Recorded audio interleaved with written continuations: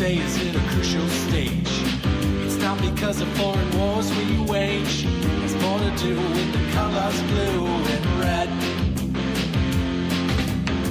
Too many laws and too much government. Can you tell me where the Constitution went? The Bill of Rights is just hanging by a thread. So many people try to cross the border, and politicians build a new world order. Too many minds are convinced they should be led. I've gotta be free the way God made men, and I won't be ruled by the damn UN. Taking your right to self-defense. They say you're safer, but they don't make sense. Dangerous ones will not turn into guns. All the unions always ask for more.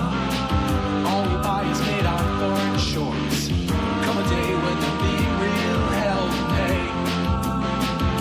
I've gotta be free the way God made men, and I won't be ruled by the damn UN.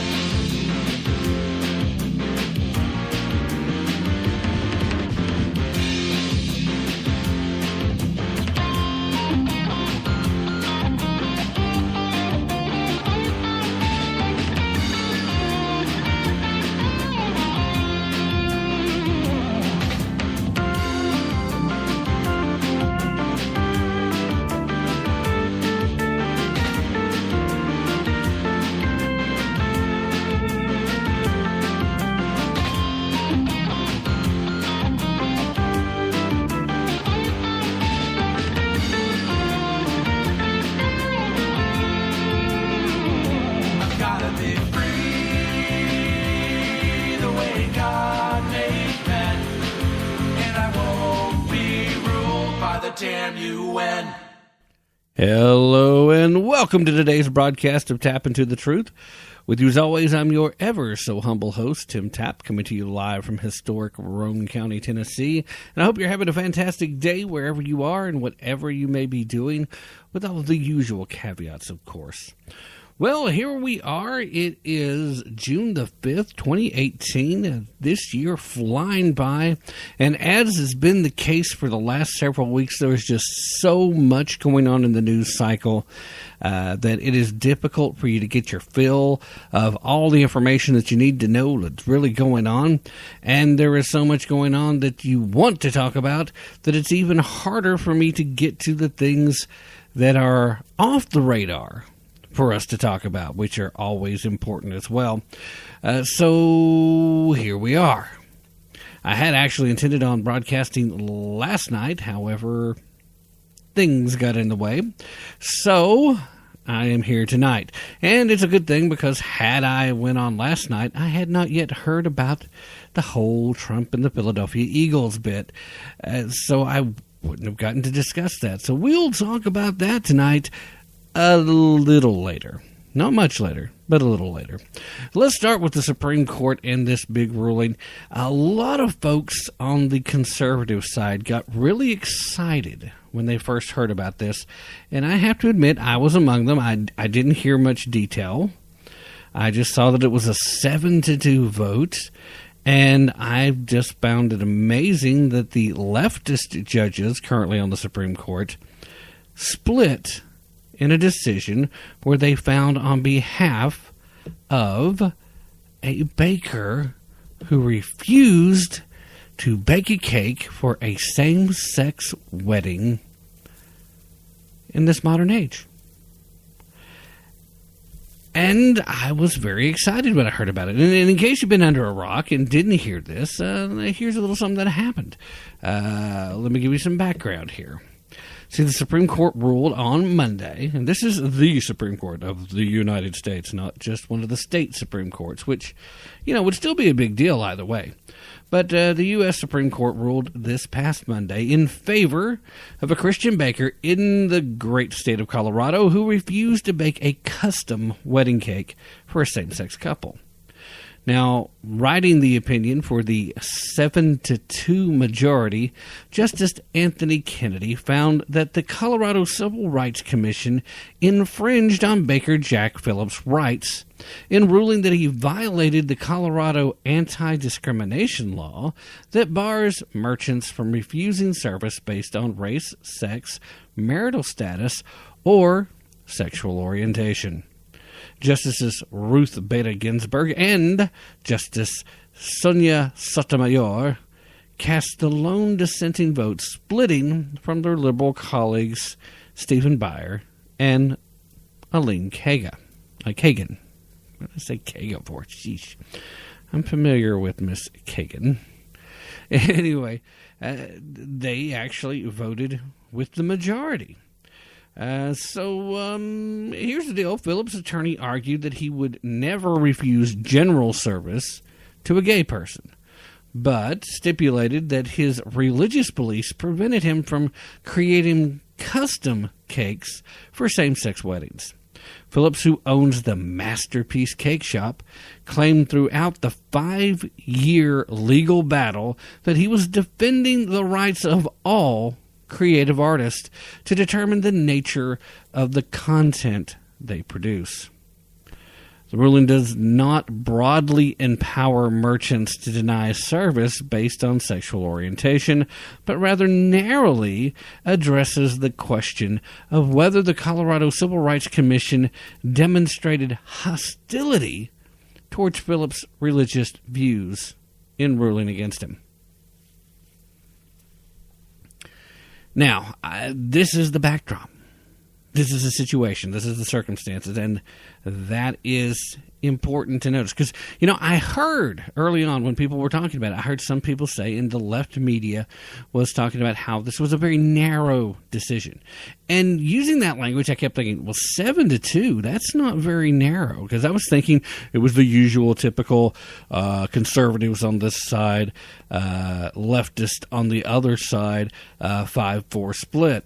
That would be a narrow decision. But that's not what they meant. I had to go back and look at this, and I realized that the ruling itself was on a very narrow position. The ruling itself is, in fact, only based on whether or not the Colorado Rights Commission, let me pull this back up, let me get their name correct, whether or not the Colorado Civil Rights Commission had acted with hostility towards Jack Phillips, the baker in this question. That's what this was about. At no point within the actual vote, within the actual ruling, was this based anywhere near religious freedoms. Now, understand, this is where most conservatives really got on board and was thinking this was a big victory for conservatives. They really had thought that what this equated to was a victory for religious freedom. Now, let's go through this again. First of all, the Colorado Civil Rights Commission has been overstepping its bounds for some time. Any commission like this that is set up is automatically overstepping its bounds because there is literally no constitutional precedent for a commission of this nature to exist in the United States. That's what the actual court system is for.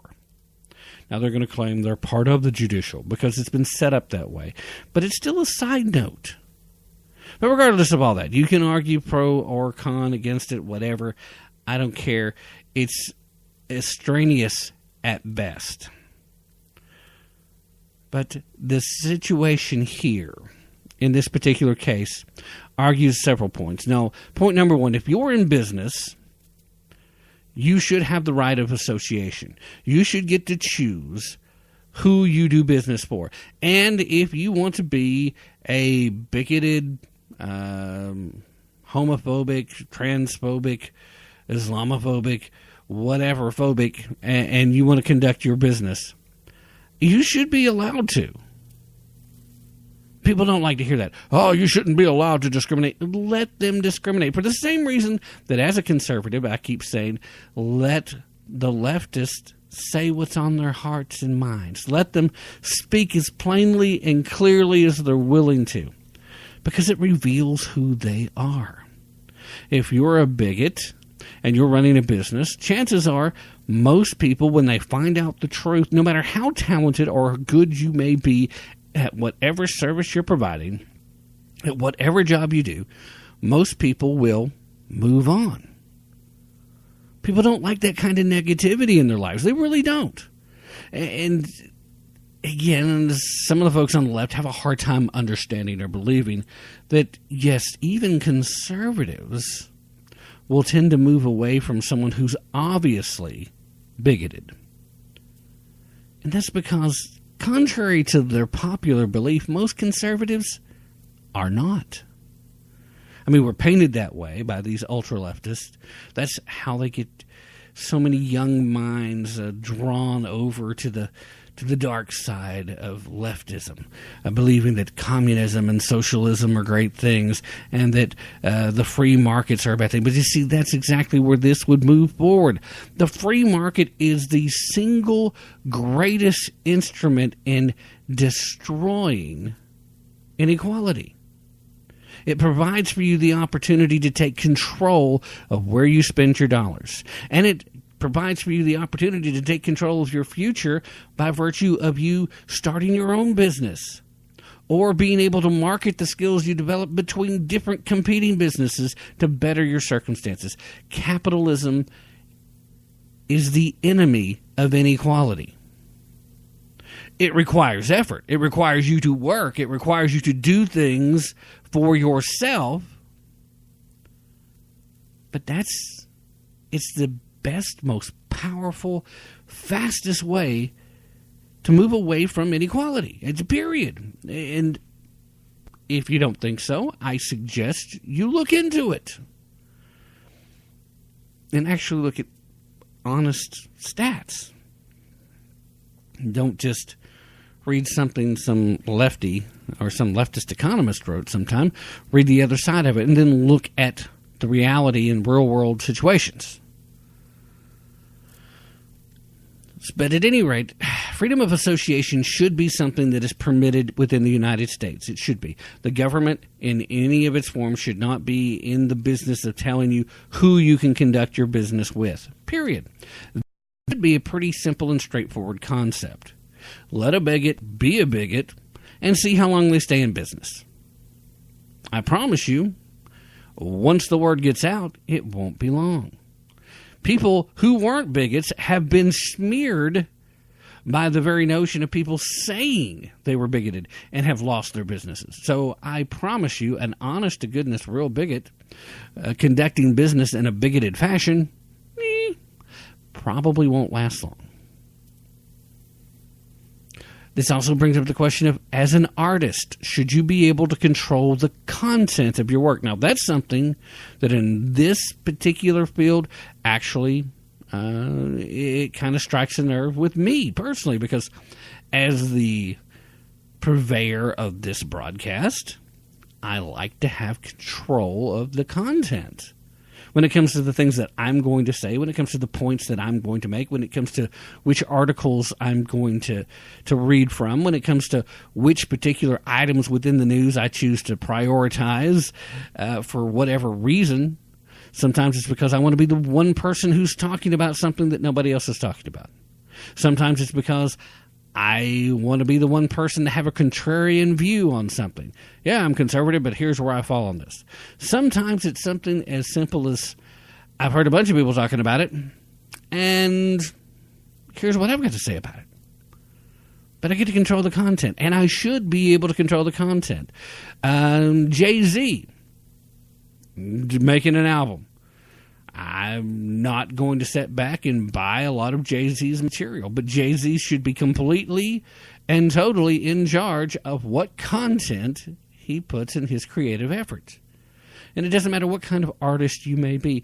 And this guy, this particular baker, is in fact an artist and was recognized as such, even throughout the preponderance of the court battles that he has been involved in for the past 5 years.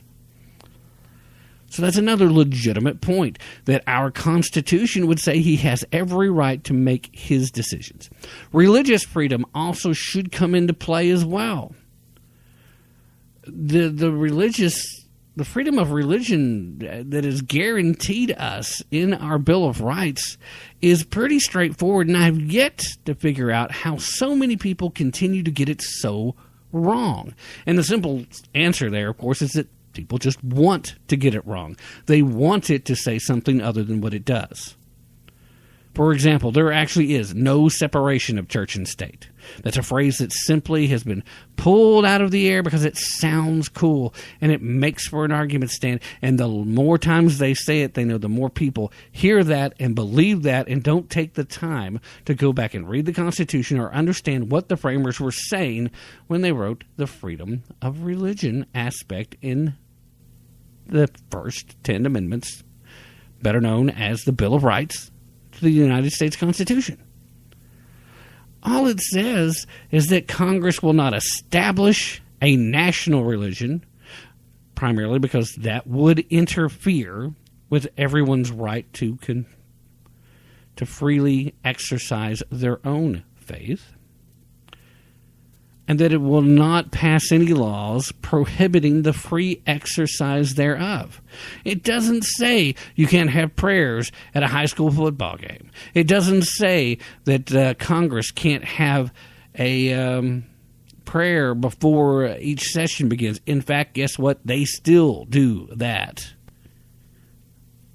There is a religious leader for the Congress, and as such, offers religious guidance and says a prayer before the sessions. Still happens today in the age of religious freedom being completely devastated and denied at every corner, in the age of people believing manifestly, winning lawsuits left and right, that there must be a separation of church and state. There is no such thing in the Constitution. It simply isn't there. You think you can find it? Go ahead, look. I think you'll find that it says exactly what I just told you it says, which some people have wanted to interpret in that fashion, but that's not what it says. And stop trying to interpret things differently than how the framers placed it. Now, those are the three primary questions that should have been at play in this court case. But at the end of the day, it comes down to this.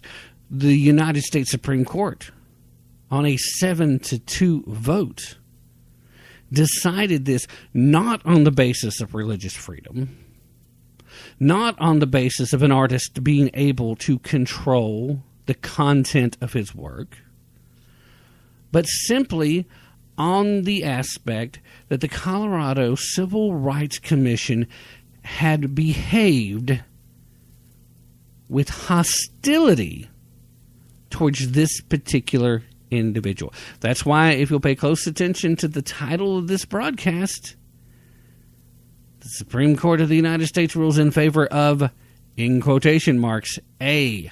Baker. This was decided in such a narrow fashion and in such a specific manner that it has absolutely zero bearing on any other case. It is specifically designed that it cannot establish any precedent even. That's why the left was celebrating. Well, I mean, they weren't celebrating, but they were quick to point out the fact that it was a very narrow determination. That was the language they were using. And when you take the time to go back and look at it, that's exactly what this is. It was written up in a fashion. Now, while several justices in concurrence writings did happen to mention control of content for an artist, and did happen to mention the need for religious freedoms and how the religious freedoms were being denied, basically this boils down to the fact that the Colorado Civil Rights Commission was mean to this Baker because of his religious beliefs. They, in as much, also acknowledge that the Colorado Civil Rights Commission has the right to deny Baker's rights to control their content, that the commission actually has the right to order people to produce product. The whole thing here was the fact that the Colorado Civil Rights Commission bullied this guy, and that's why you have the leftist split. You literally had a case where the leftist judges, seeing how this was going to be determined, realized that this is an opportunity for two of us to say, we stand firm on the pushing of the same-sex marriage agenda down everyone's throats, regardless of how you feel about it, regardless of what you think about it, regardless of the fact that marriage falls outside of the purview of the federal government, period. The Supreme Court had no business being involved with any of these same-sex marriage cases simply because they had no jurisdiction there. These are all state matters and should be handled at the state level. But they don't tell you that. No, they're not about to say, hey, you know what, this should go back there. Now, they've been a little better lately than you would have thought, but in this case, they allowed the split because, hey, we want to be seen as being against bullying. And the other two are, we want to be seen as standing with the LGBTQ agenda. And that's where they fell on that. Whereas the conservative members of the court, and the one wishy-washy member of the court, they didn't want to touch the issue with a 10-foot pole. But they saw this opportunity to get what would look like a win and would look like a conservative ruling without really having to stand by it. So the next case that comes along, they are perfectly free to uphold the Colorado Civil Rights Commission's decisions or any other group or whatever.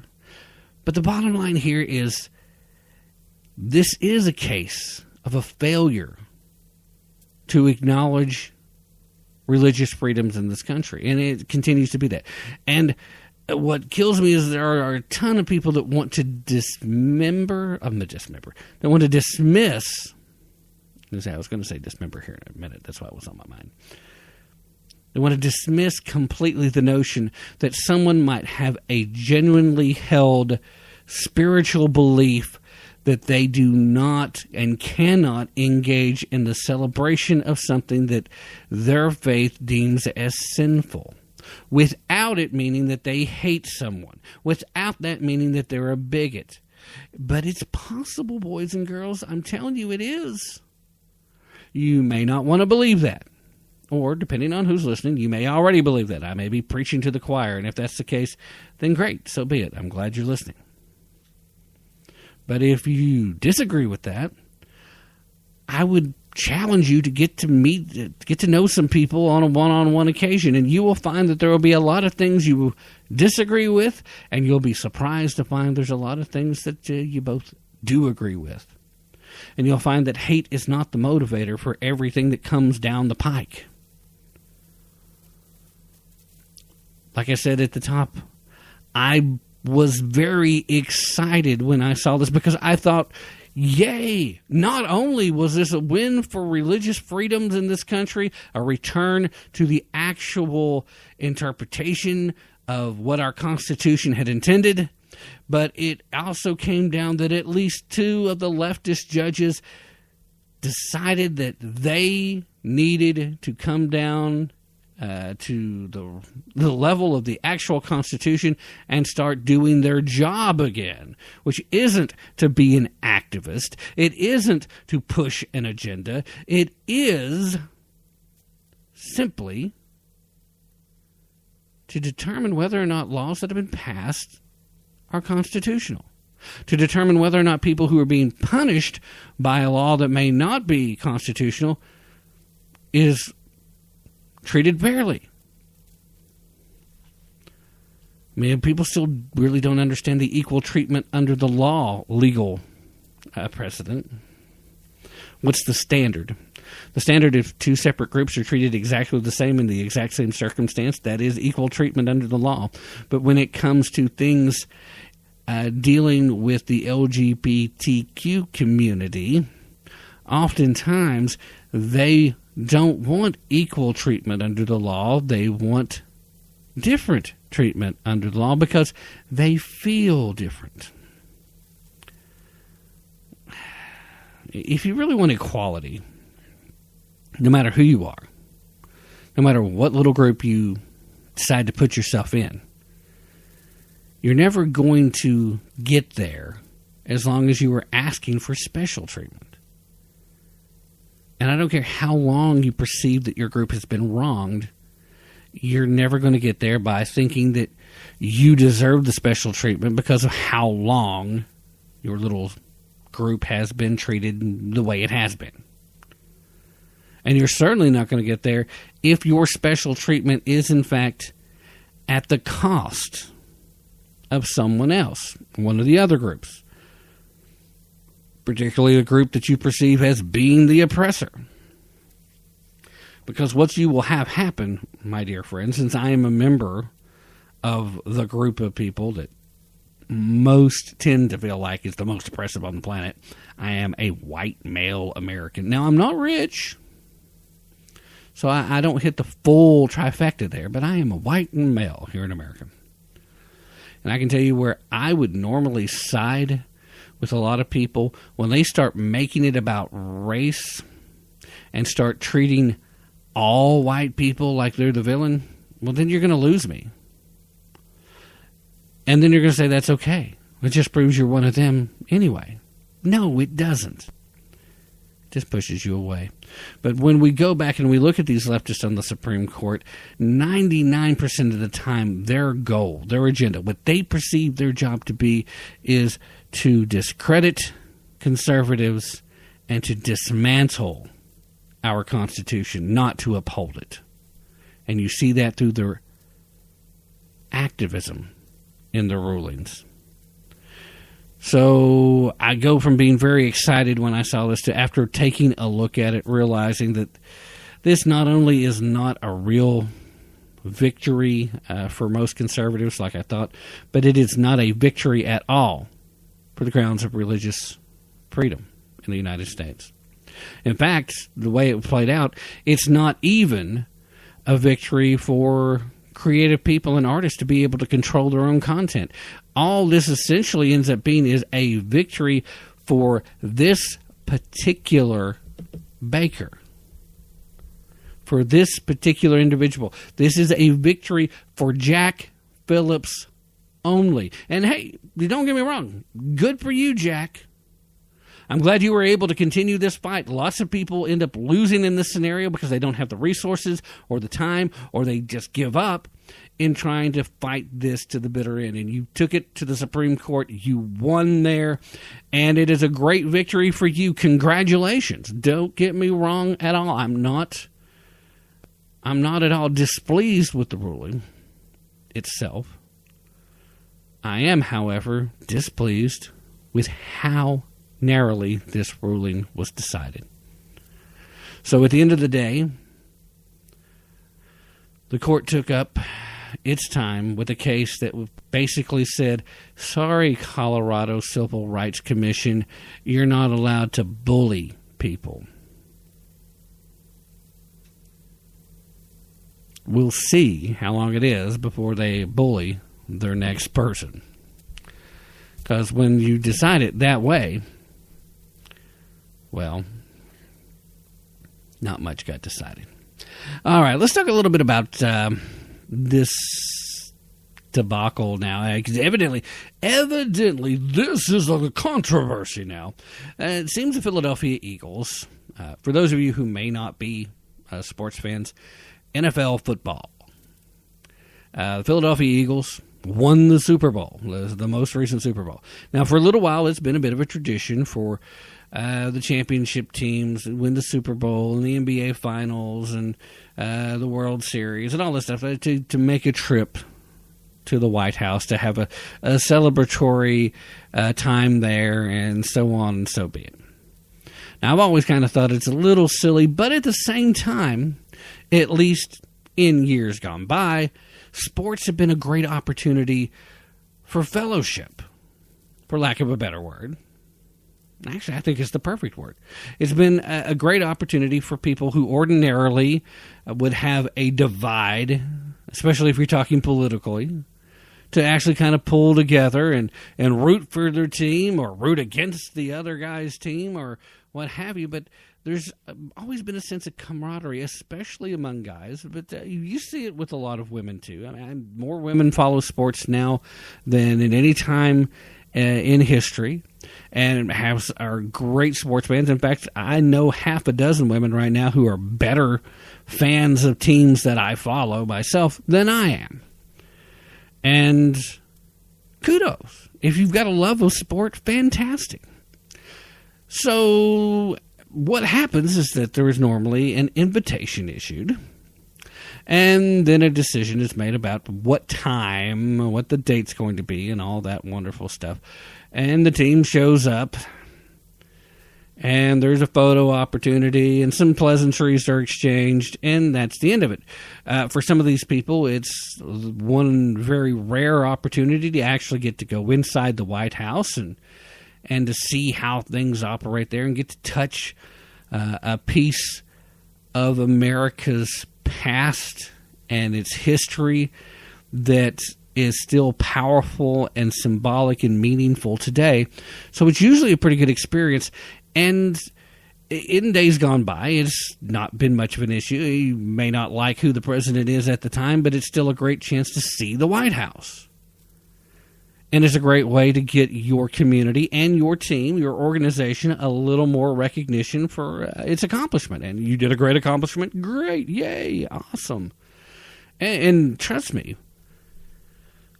believe me when I say, especially for those of you who may not be sports fans, it is no small accomplishment, especially as an underdog, to go win the Super Bowl. So the Philadelphia Eagles deserve a lot of credit for doing that.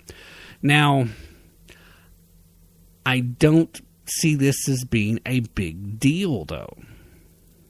I mean, it's not earth-shattering if the Golden State Warriors win the NBA Finals again, and they decide not to go again, like they did last year with the whole, well, I don't want to go. Well, you're disinvited. Well, the rest of us aren't going in. Well, then you're all disinvited. It's a bunch of BS.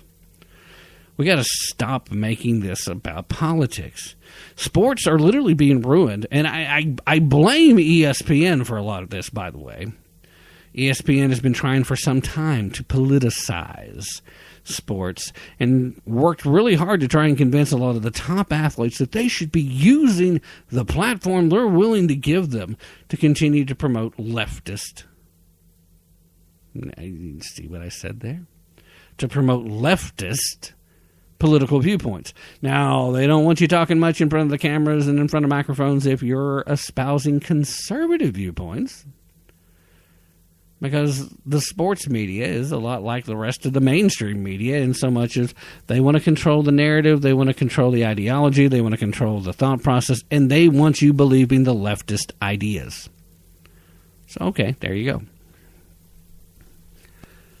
Well, as it turned out, the Philadelphia Eagles received their invitation, but several of the players, mostly I would assume because they consider themselves to be loyal Democrats and may very well be buying into the false narrative that Donald J. Trump is a racist and that Donald J. Trump is the most divisive president in American history, which is far from the truth on either statement, by the way. All you have to do is a simple Google search, and it will tell you everything you need to know. You don't even have to dig hard to find out that those two things aren't true. Now, certain people want to believe it regardless. You want to believe it? There's not much I can do to help you there. Now, if you have been believing it, but you're open to the possibility that that might not be true, then do some research. I'm not going to sit here and waste a lot of time trying to convince folks that aren't going to change. And in the most part, I think if you go do your own research on this, you'll probably believe it far better than just listening to what I have to say. But a bunch of the Philadelphia Eagles, the team, did not want to go. And presumably it has to do more with Donald Trump than anything else. Now, to be honest, I don't even know that that's really the case. Just that's the insinuation. There's not too many reasons why I could think of that you wouldn't want to go. Now, at this point, this isn't the first time players have not wanted to go to the White House. There have been athletes that were part of championship teams that didn't want to go to the White House when Barack Obama was president. Of course, they were treated like pariahs instead of like heroes. Oh, why would you not want to go see Barack Hussein Obama? He's the greatest man. What's the matter with you? Regardless of why you don't want to go, I don't think it should be a big deal. Now, to tell the truth, if for some reason I had managed to become a professional athlete and I was playing in the championship team and we were going to go to the White House and I didn't particularly care for the president at the time, I would probably think long and hard about it and try and decide, well, do I want to do that? Do I want to stand on this? But at the end of the day, I probably would end up going to stand by and be part of my team.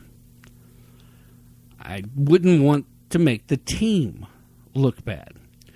And in this particular case, for the majority of the Philadelphia Eagles, they seem to think that if the team went, it would make them look bad. Well, of course, they're just outside of the Beltway. They probably believe a lot of the hype and a lot of the negativity directed towards Donald Trump. So that's probably the case.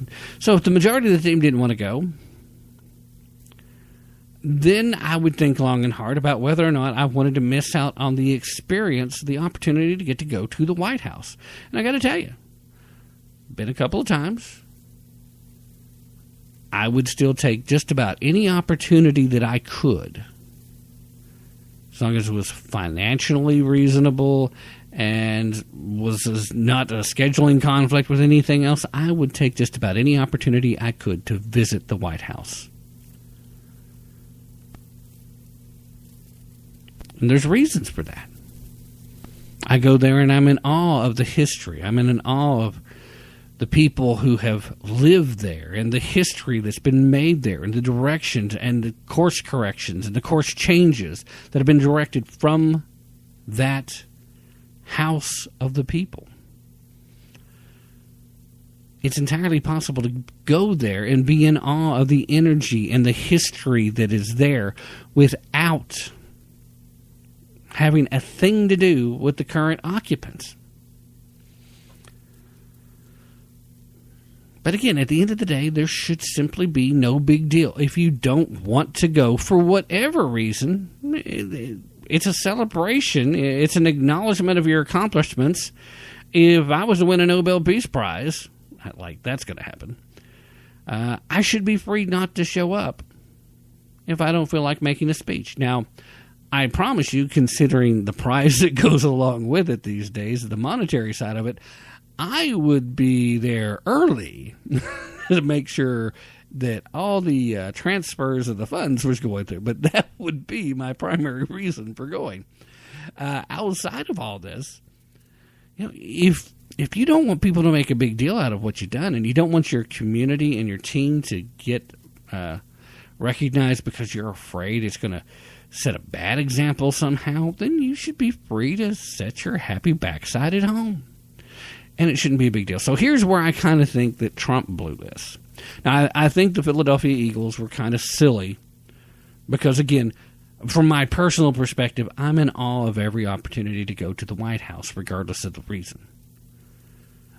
It is another opportunity, though, to give some special props to your team and your teammates who got you, helped you get there, and a sense of pride for your community, regardless of who's occupying it. I told you how I feel about it. But where Donald Trump messed up is in his typical thin-skinned response. See, Donald Trump is a counterpuncher. That's who he is politically. That's who he's been as a business person. If he perceives you have thrown a punch at him, he wants to punch back. He doesn't know when to leave it alone. This is one of his flaws and one of the issues with his communication. And, I've told you from the beginning, when Trump does good stuff, I'm going to tell you. When Trump does things that I think is not good stuff, I'm going to point that out too. if I think Trump's somewhere in between where he's doing the best he can based on the circumstances. I'll tell you that too. It's like, this is not great, but this is why he has to do it this way. I don't know that I'll change any minds, but I'm going to call it out as I see it. And, again, I'm not trying to change any minds. I'm hoping that more people agree than disagree with something like this. I'm hoping that because I think my basic statement about Donald Trump being a counterpuncher is pretty obvious. I mean, I do think that's a big part of why the people who do support him as much as they do. He's a counterpuncher. But there are times when you need to know, instead of trying to punch back, maybe do a little rope-a-dope. The Philadelphia Eagle Party got to the point where there was only going to be about 10, maybe even fewer people show up, and that included the owners and one of the mascots, evidently. At least I keep seeing that everywhere with every report I've looked at. Now, that insulted Donald Trump. So he decided that he's going to cancel the event. He completely disinvited the entire Eagle staff, said, forget about it, but you know what? We're going to do a different celebration. And to make it worse, he kind of misspoke. I don't think it's an outright lie because I don't think he knows this bit of information. I seriously doubt Donald Trump was watching the Philadelphia Eagles when they were playing. I know I didn't see the games, but I did go back and check, and I found this statement to be true.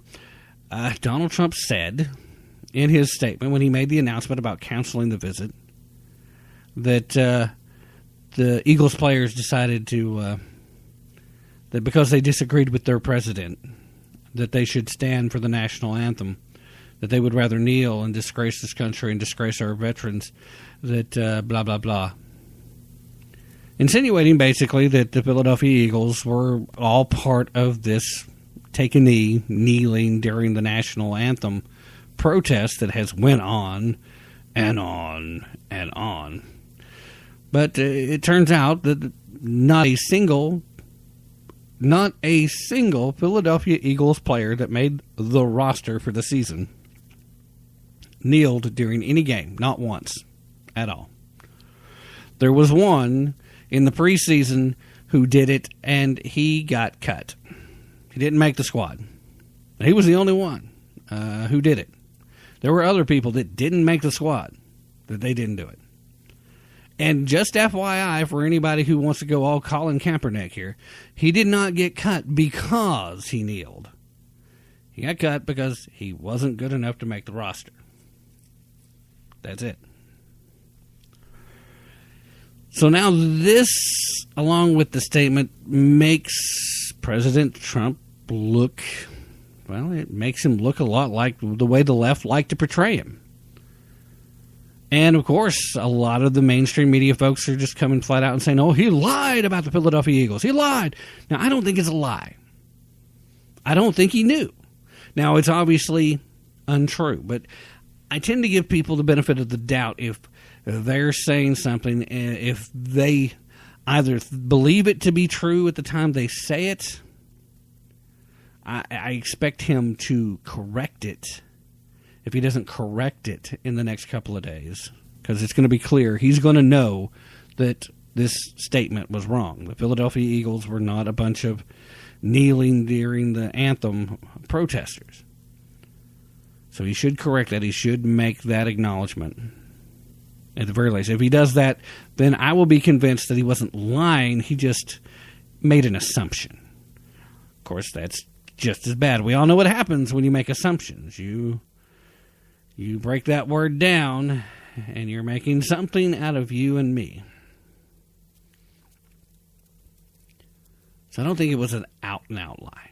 I do believe he figured that it was people that were doing the protesting that was just wouldn't. Why else would you not come to the White House? Why else would you not celebrate the fact that your team just won the Super Bowl and you're getting to come to the White House, you're getting to meet the President of the United States regardless of who's holding that title at the moment, and it should be a great honor. So obviously this was an insult to Donald Trump. That's the way he took it. And then instead of taking a better, what I would have loved for him to do in this case is acknowledge the fact that, hey, you know what? Honestly, this isn't that big of a deal.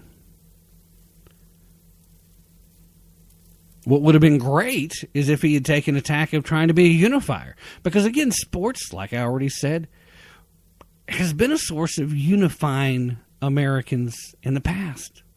It's been a great source of unifying Americans, and it's a great way to gain that communal spirit.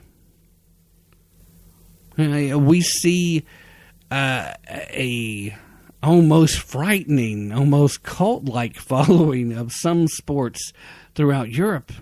If you're talking about soccer, look out. That's a worldwide phenomenon. You step outside the United States, and there is a phenomenal following for soccer. I don't get it. But then I'm an American, so forgive me. Okay, to me, I would rather watch baseball, which to me is about as exciting as watching paint dry. Now, I love playing baseball. Don't get me wrong. Now, the sports I love to watch are football and basketball, and that's American football. Love watching those. Everything else, I can tolerate to a certain degree. But that's just me. And there's nothing wrong if you're the exact opposite, or if you include those along with other sports, what have you. And again, it's a very different situation where if I'm playing as opposed to watching, to me, I can find better things to do than watch. And I've actually gotten to the point where I barely watch professional sports of any kind. The collegiate level sports, still love it. Completely different scenario, but that's... Anyway, the unifying possibility, I would have loved if Donald Trump had done something more along the lines of, well, you know what? The invitation's still open. For those of you who want to come, you're welcome. I hope some of you guys will change your mind. This would actually be a great opportunity for you to come here and speak to me about whatever the issues are that's on your mind and on your hearts that you feel like that we're not addressing well enough, that you feel like requires you to protest in this fashion. We just want to celebrate your team, your accomplishments, your community. And I'm sorry that you feel like you don't have a place here, but the invitation is open. The invitation will remain open. I hope you'll change your mind. But if you don't, I understand. Meanwhile, if you're not going to come, I'm going to go get ready for the upcoming meeting with Kim Jong-un. Something like that would have been the perfect thing to say. Rather than making a statement where you feel like you have to counterpunch, have to take shots out, let them be who they're going to be, and let's get back to the business of going above and beyond. Because when it comes to how Donald Trump has governed, he has been decidedly far more conservative than I had expected. Tax breaks, good. Moving the U.S. Embassy to Israel, to Jerusalem, good. Standing up against Russia and continuing to increase sanctions against Russia when they're doing bad things, very good. And for those of you leftists who want to say, oh, no, that's just for show, no. Vladimir Putin is not happy about it, I promise you. Anyway, so that's that. I'm severely disappointed that Donald Trump took this tack. I think it's bad. So this is bad Trump. I think it's pretty silly. I mean, when you look at it, because it's silly from the beginning of all the things we can be talking about. And I know, and here's part of the problem. I think he jumped on this because he feels like in the culture wars, when it comes to things like the national anthem, that he's winning. And that's because for the most part, he has been winning. But making that statement at this time involving a team that never participated in that form of protest is going to start to take a hit on how effective you're being. So there's that. Now, there is an interesting story I would also like to just touch on before the bottom of this first hour that I've been on. And that is for the upcoming meeting, that the on again, off again, on again meeting in Singapore, I believe it is, between Donald Trump and Kim Jong-un. There's breaking news this afternoon that I know just put my mind at ease. Suddenly I feel like there's hope for the future. The world is being saved, and who knows, it could possibly even be the beginning of a whole new Netflix or series or an Amazon original, or maybe it's the newest thing at Hulu. You can see it now. The worm saves the world. In case you haven't heard by now, Dennis Rodman will be in Singapore for the Trump-Kim summit. Yes, that's right. Kim Jong-un's best American bud, the undiplomat, if you'll recall some previous broadcasts, Rodman will be there. In fact, it's I don't know. I don't want to completely dismiss it, because I remember Dennis Rodman when he first showed up in the NBA. When he was first there and he was brought into the Chicago Bulls, he was a rebounding machine. He may not have been able to do much else, but he could rebound like crazy because he would fight for position and he would hustle.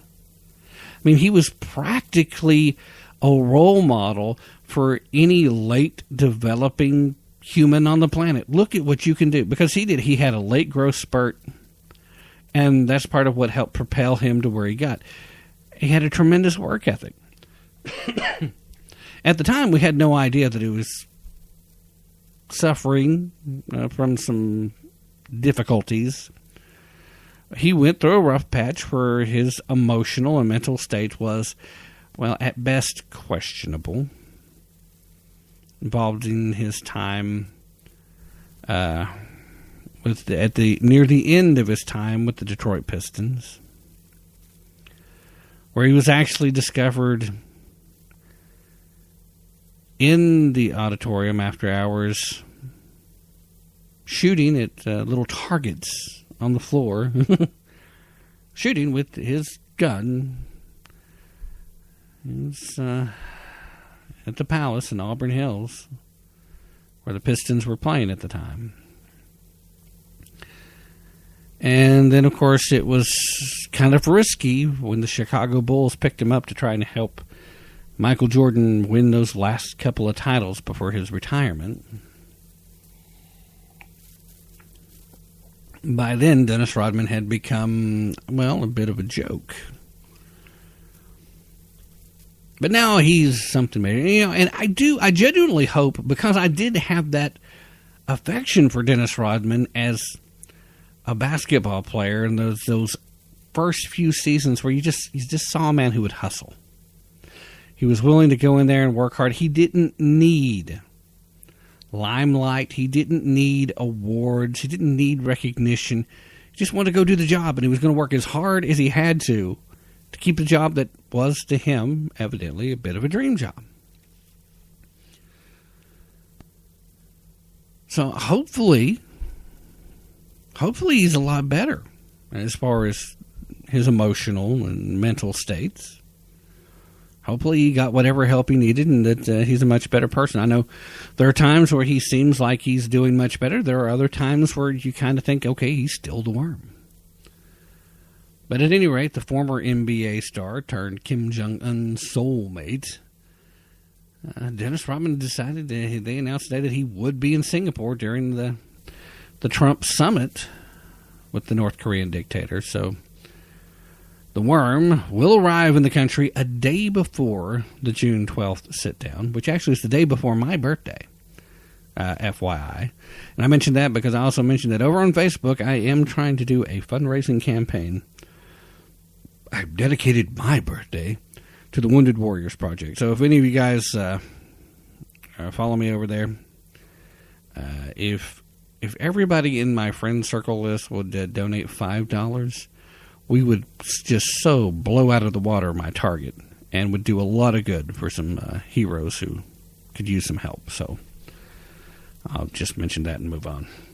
So anyway, June 12th is the date of the summit, so Dennis is going to be there on the 11th.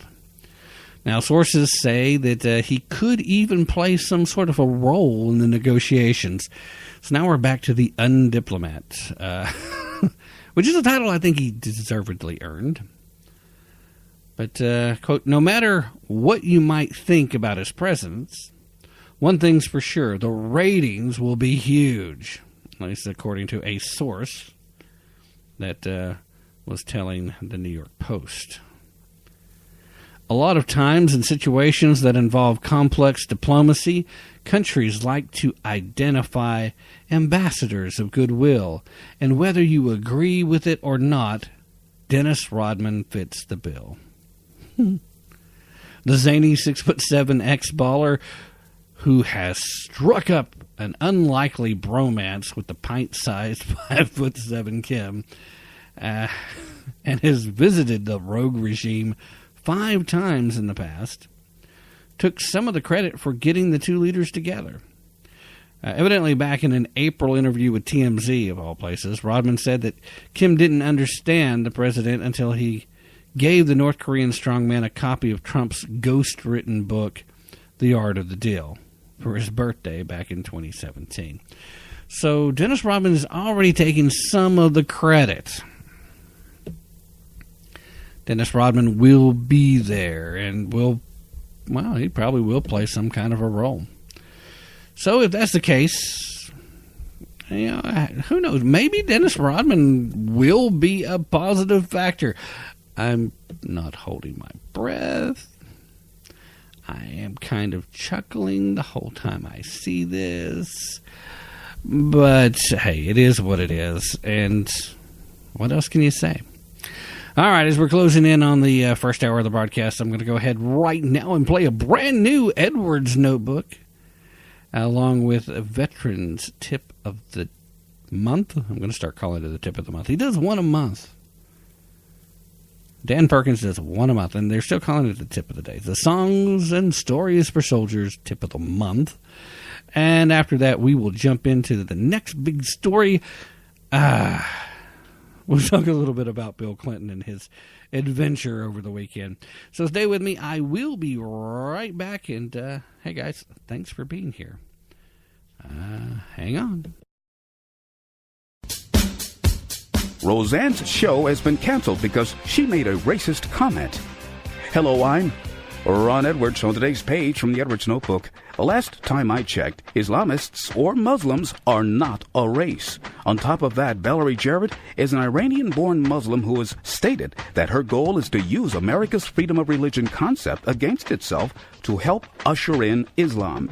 Before I go any further on that, I want it clearly known that Roseanne's statement about Valerie Jarrett was not wise to make, but yet the hypocrisy on the left is on full display. There was no outrage when Snoopy Dogg created a display of him gunning down President Trump. Whoopi Goldberg's face, is still seen on The View, despite her wearing a T-shirt showing President Trump blowing his brains out. The not very funny comedian Kathy Griffin held up a fake decapitated head of President Trump. She was recently rewarded with a new TV show contract. Roseanne's linking Valerie Jarrett to the Muslim Brotherhood was spot on. The ape part was not cool. But the blatant hypocrisy of the left reminds me that those who oppose the evil mission of the left must be wiser than a serpent, yet harmless as a dove. I'm Ron Edwards. Blowing away the myths and revealing the truth. You can continue to blow away the myths with Ron Edwards on Facebook, Twitter, and theronedwards.com. Sponsored by the Tri-County Liberty Coalition. Dan Perkins here for your Songs and Stories for Soldiers.us Veterans Tip of the Day. As we age, accessibility in our homes can be a challenge. Staying in your home for as long as possible is the best thing that you can do for the quality of your life. But what do you do if you find it hard to get around? The Veterans Administration offers loans to help you modify your home so that you can stay in it for as long as possible. So here is your Songs and Stories for Soldiers Veterans Tip of the Day. Go to the VA.gov website and click on the Explore VA button. You will see an icon that says Home Loans and Housing Related Assistance. Click on this button to make contact with a counselor that can help you determine what assistance you can qualify for. Wheelchair ramps, grab bars, and many other things can improve the quality of your life are available. Making a few phone calls can make all the difference in the quality of your life. This has been Dan Perkins with your Songs and Stories for Soldiers, Veterans Tip of the Day.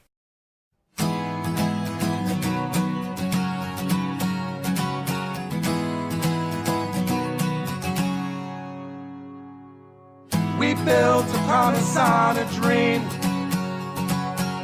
like nothing else the world has seen. We built a promise on a dream. We built a promise, we 13. We crossed the land bridge across the ocean a long, long time ago. We tracked the herds here, we followed fortune on the glacial ice and snow. We came as sailors, searching for adventure. We came in from the east. We crossed the ocean, we followed fortune, and our numbers they increased. All right, ladies and gentlemen, I am back. Thanks for staying with me through the break. Of course, that last little tune where we were playing on in is Promise on a Dream from Matt Fitzgibbon, a tremendous musician, a great historian, and an even better guy. Good friend of the show, and I want to thank him right now once again for allowing me to use some of his material for the podcasting purposes. We've had a lot of fun with Matt in the past. He's been on the show as a guest for historical purposes, and we even had one broadcast where we sat back and we just we didn't talk about anything but his music. We played a lot of it from start to finish. I kind of handpicked the ones that I like best out of what he sent me, and we talked about it and discussed it, and I told him what I got from it, and he talked about how he got to where he was going. So it was great stuff. So go back in the archives anytime you want to, and look up any of the shows where Matt was on. But if the music one sounds interesting to you, if you like what you're hearing there already, you'll love that one. But better yet, go on over to patriotmusic.com. Check out all of his work over there. While you're there, if you decide to make any purchases or anything, let him know that I sent you. Let him know that you heard it over here at Tap Into the Truth, or just tell him Tim Tapp sent you. Let him know you heard his stuff on my show, and that I'm just heavily promoting him because, I try to mention him at least once or twice during a broadcast, because I really do appreciate his willingness to share with me, and therefore letting me share his stuff with you guys. It's just, it's good stuff. Anyway, we are back, ladies and gentlemen, and it seems like a good a time as any to talk about poor Bill Clinton. And I say poor Bill Clinton because, well, if you read today's show description, you'll know that I think he missed a memo somewhere. In fact, I don't think Bill Clinton has any clue what the hashtag #MeToo movement is all about, that the Democratic side of things, the leftists, have embraced it, and that he actually has been thrown under the bus already.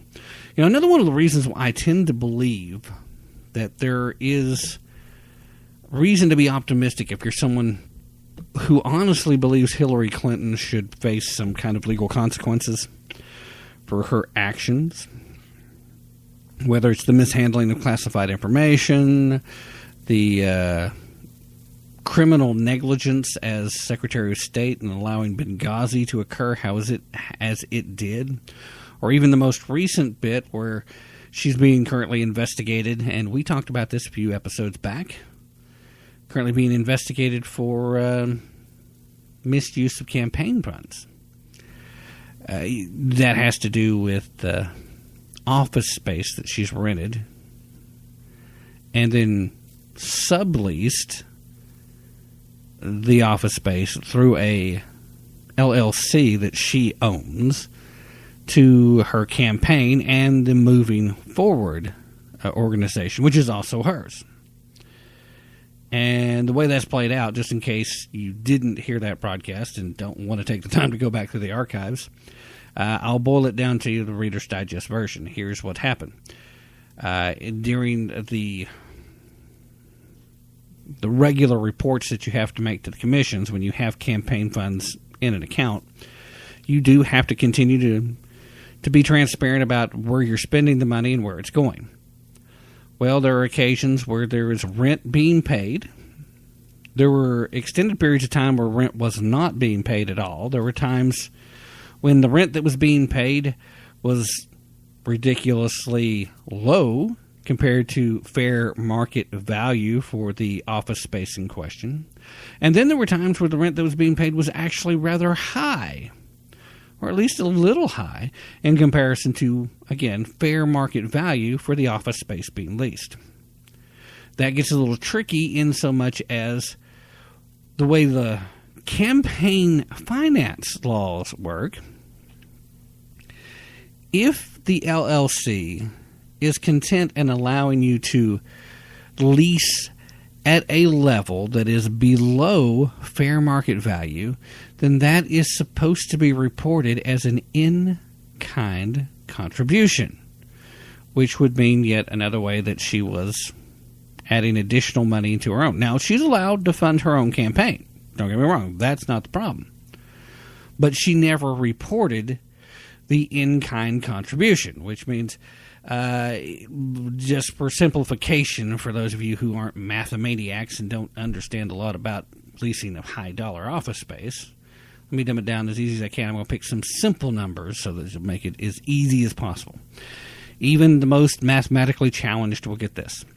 If the fair market value for this office space was $4 a month, and I was only charging you $2 a month, then that would mean, according to campaign finance law, I suppose I should get the order correct. I am trying to make it simple, right? Then that means that I should be written down as a contributor to your campaign for the value of that $2 I didn't charge you. And see, that's only half of the problem. See, the other half comes in for those months where she paid much more than the fair market value, because this is still campaign contributions going to an LLC that belongs to her. So essentially, campaign funds being moved over to her own pocket. And when you are paying more in the lease than would be considered fair market value, then that just means you're funneling money. So there is some interest. It is being pursued. It's being investigated. There may be some charges. And I do think there's more of a reason than ever that Hillary Clinton should be concerned about this as a possibility, because the party is moving on. She's a two-time loser at this point that the party has never really been that excited about in the first place. They liked Bill. They liked him to a fault. They gave Hillary a chance because of Bill. They never really liked Hillary Clinton. Now, there may be a few folks in her inner circle, but when it comes down to what actually has transpired between the Democratic Party and the Clintons, it's always been about Bill. But now Bill has been thrown under the bus. There have been folks who want to be seen as Me Too warriors that have been asking the questions and have acknowledged the fact that, you know what, we shouldn't have just given Bill Clinton a pass. We should have believed some of these women, what Hillary referred to as the bimbo eruptions. We should have been taking these people seriously. And you know what, in this particular case, I don't think you're wrong. I think there's been a lot of people on my side of the political spectrum that have been trying to tell you that for quite some time. No one's been listening on the left until now, because now it's the thing to do. And also now the Democrats themselves probably don't see that the Clintons bring much value to the table anymore. But here's what happened this past Monday. Former President Bill Clinton got heated Monday morning on NBC's Today Show over questions about his affair with former White House intern Monica Lewinsky. And this was clearly, in retrospect, involving the #MeToo movement. He said that he had not apologized to her personally, though he apologized to her on national television, and he declined to say whether he believes he owes her an apology today. In the interview, NBC's Craig Melvin, Clinton accused Melvin of giving one side of the Lewinsky story. And this past March, Monica Lewinsky penned an op-ed in Vanity Fair taking responsibility for her part in the scandal, but also admitting that years later she was diagnosed with PTSD from the unrelenting public scrutiny. Now, this is what Melvin was saying. And as he read aloud an excerpt from the op-ed, looking back through the lens of #MeToo now, do you think differently or feel more responsibility? Now, Clinton said that he felt terrible and came to grips with it, and that he did apologize to Lewinsky and left the White House $16 million in debt. Not sure what that part really had to do with Monica Lewinsky. I suppose the legal fees. I really don't know. He said, quote, "You typically have ignored gaping facts in describing this, and I bet you don't even know them." Well, okay, well, that would be fair then, wouldn't it, Bill? If he didn't know the facts, it'd be difficult for him to include them. It would be a reasonable explanation for leaving them out, wouldn't it?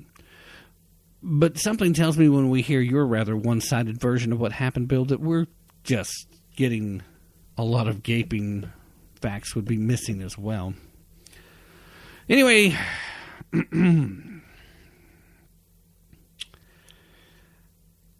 quote, "This was litigated 20 years ago.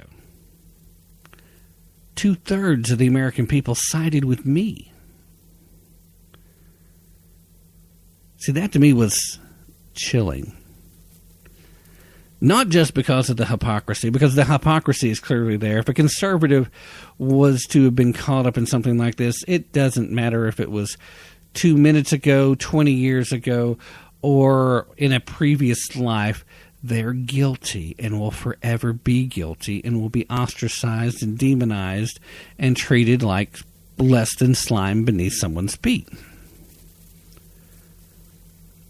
And the fact that 2/3 of the American people sided with you, Bill, doesn't change the fact that you victimized somebody. Now, the question about Monica Lewinsky, I have very little sympathy for Monica. Monica was not one of the people that this sexual predator actually perpetrated acts of evil upon. What he did with her consent. She was a willing participant in what he did. There are no two ways about it. Monica Lewinsky does not deserve very much in the way of sympathy and does not deserve to be looked at through the lens of the #MeToo ideology. But there are people that Bill Clinton legitimately assaulted, even brutally raped by their own accounts. And these women have yet to seek justice. And these women do deserve sympathy. These women do deserve to be heard. These women do deserve to be seen through the lens of Me Too.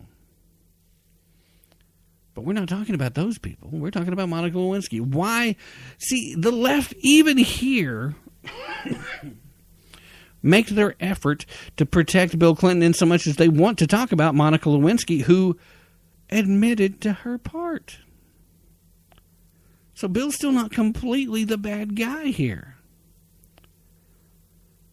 There are other women that Bill Clinton did horrible, unspeakable things to. Why did they not get brought up in this interview? But anyway, I continue. Bill Clinton said after 2/3 of the American people sided with him. Not that that matters when you do a bad thing, Bill.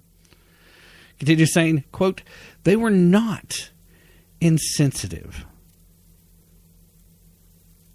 They were not insensitive that I had a sexual harassment policy when I was governor in the 80s. I had 2 women chiefs of staff when I was governor. Women were overrepresented in the Attorney General's office in the 70s for their percentage of the bar.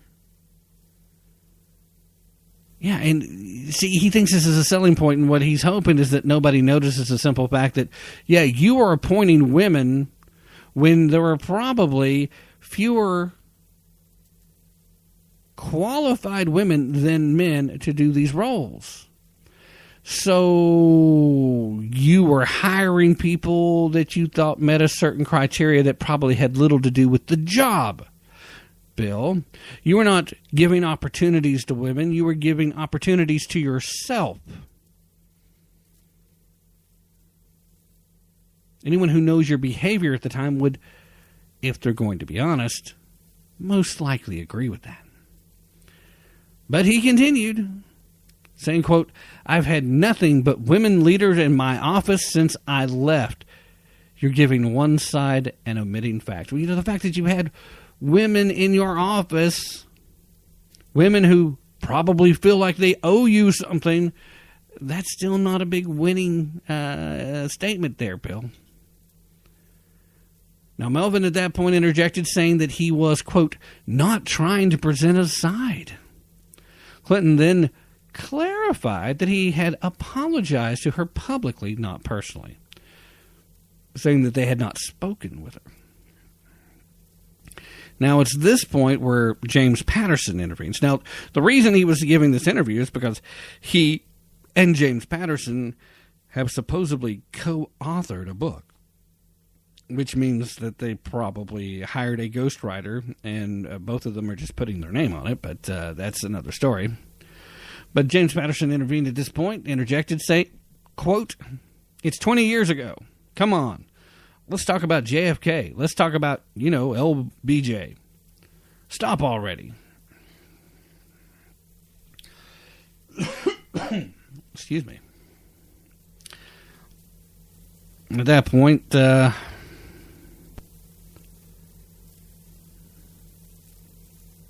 Clinton gets back on it saying, I don't think you think President Kennedy should have resigned. Now, I don't think anybody had said at this point that Bill Clinton should have resigned, not in this interview. Now, I do think he probably should have when this came to light, rather than fighting it and just barely escaping impeachment. He was impeachment, but the Senate did not convict, despite the fact that he clearly had perjured himself. Those 2/3 of the American people that sided with him, it wasn't siding with him over Monica Lewinsky. It was siding with him over the distinct feeling that Ken Starr, the independent counsel, started an investigation in the Whitewater, and Monica Lewinsky is what we ended up with. Perjury over Monica Lewinsky is what we ended up with. I think one could make a similar argument that Ken Starr is very similar to a certain other independent counsel who's supposed to be investigating one thing and is just running all over the place and won't stop till they find something. Anyway, he said, I don't think you think President Kennedy should have resigned. Do you believe President Johnson should have resigned? Now, someone should ask you these questions because of the way you formulate the questions. I dealt with it 20 years ago, plus, and the American people, 2/3, he hits this again, 2/3 of them sided with me, and I've tried to do a good job since then with my life and with my work. That's all I have to say. Now, he got very heated. He was angry that someone had the nerve to ask him about this when, how is it he doesn't understand that this was going to come up? People were actually talking about this, and some on the left who were not fans of Hillary, who were hoping for a Bernie Sanders win, were actually making comments along these lines of the type of sexual predator that Bill Clinton has always been. These statements were being made during the Hillary campaign. Some of them were being made before the hashtag #MeToo movement started. How would he not think that if he goes and puts himself out there, this is not going to come up now? Does he not have an aide or an advisor that tells him, oh, surprise, guess what? They're probably going to hammer you now because the Democratic Party is ready to throw you under the bus? Did somebody not warn him? Did he just miss the memo? I mean, tell me that's what it is. I mean, I could see that. I mean, Bill is getting up there a little bit now. He's not a young man anymore.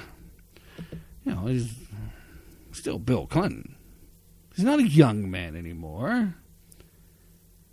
But at the end of the day, he has to know, he has to understand that this is going to be a thing now, and it's going to be a thing moving forward, and it's not going to just go away, at least until he answers for some of the things he's done.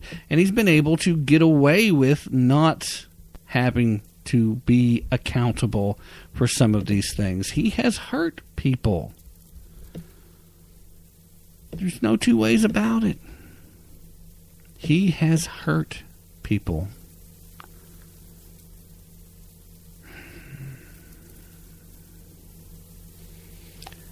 There's not too much more that can really be said about that. So, let's move on. You know what, before I move on, though, again, I can't believe that not only did Bill Clinton seem to think that it's a reasonable defense point to say that 2/3 of the American people supported me, 2/3 of the American people took my side. It is so tone deaf. I mean, I really don't like how Donald Trump addressed this Philadelphia Eagles bit. I wish he handled it better. But for Bill Clinton to say 2/3 of the American people sided with me over the Monica Lewinsky issue, that is beyond the pale. It's difficult to imagine that somebody would legitimately feel that matters. I mean, if you really did something like this, and there's no question he did. There's no question. There's no doubt about it. It was proven beyond a shadow of a doubt. It's been admitted on both sides at this point. But to say 2/3 of the American people took my side, he was taking very highly biased polls run by a mainstream media that was absolutely in love with the cool rock star saxophone playing Southern gentleman player who could sell snow cones to an Eskimo because he's just that cool, you know. And you just don't pay any attention to Hillary over there. Understand that, you know, we got an arrangement. I'm too cool for just one chick. And again, like I said, the 2/3 of the American people that took his side in terms of the impeachment, they weren't taking your side over the Monica Lewinsky bit.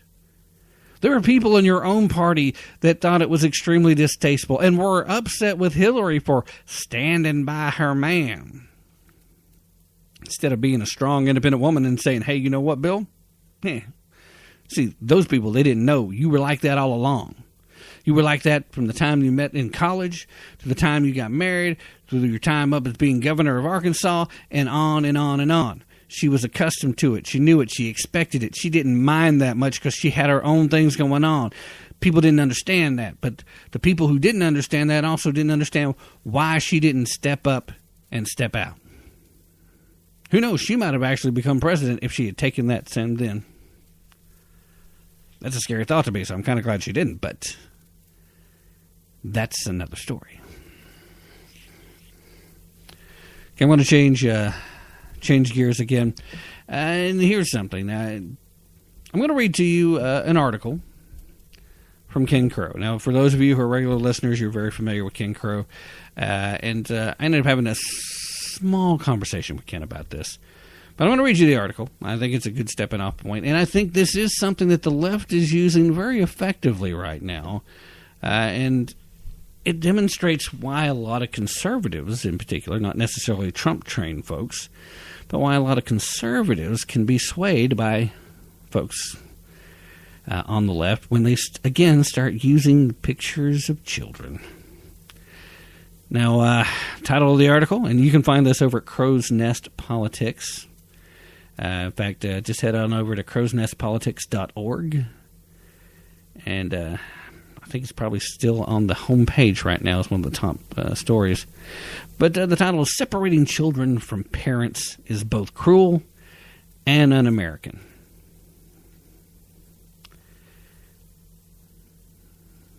He begins the article saying, I would submit that you both need to talk with a child psychologist about the long-term effects of what grabbing a 2-year-old out of its mother's arms does to that child.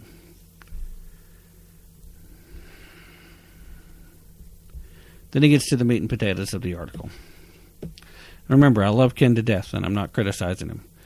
But I think he was unduly influenced by the typical leftist for the children mantra. Of course, he published the article today, and it starts like this. Some things we witness in life will burn an image in our memory, which we will recall for years and years to come. A puppy being struck by a car, an airplane crashing, or a particularly gruesome automobile accident. These are all things that once we happen to see them, will replay over and over again in our memories.